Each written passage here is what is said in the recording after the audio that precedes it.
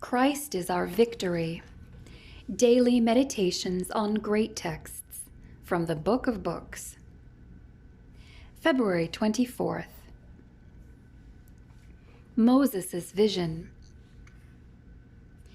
And the angel of the Lord appeared unto him in a flame of fire out of the midst of a bush. And he looked, and behold, the bush burned with fire, and the bush was not consumed. Exodus 3:2.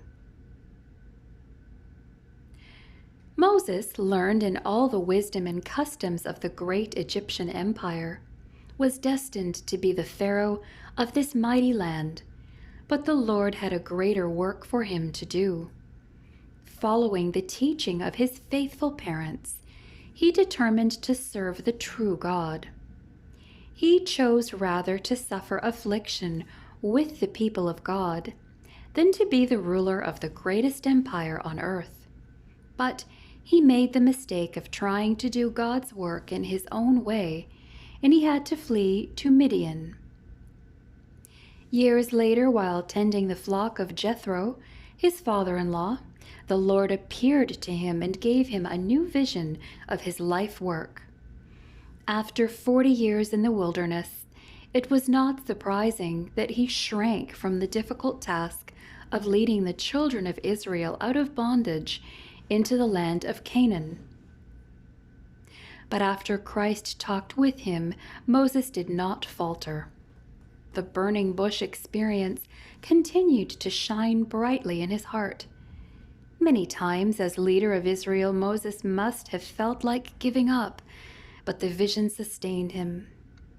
Even when those for whom he had given his all murmured and complained against him, he kept on with the task to which he had been called. He did not work for reward, but what a glorious reward he received. One of the greatest honors ever conferred upon a human being was given to Moses. He was raised from the dead and taken to heaven. In Christ's dark hour, Moses was one of the 2 men who came down from heaven to encourage and strengthen him. Had Moses not obeyed the vision, there would have been little record left of his life. Today, he might be a mummy in the Cairo Museum instead of in heaven with Christ. The vision of the burning bush may be ours. It represents the soul on fire for God and the life wholly devoted to his service. The bush was not consumed.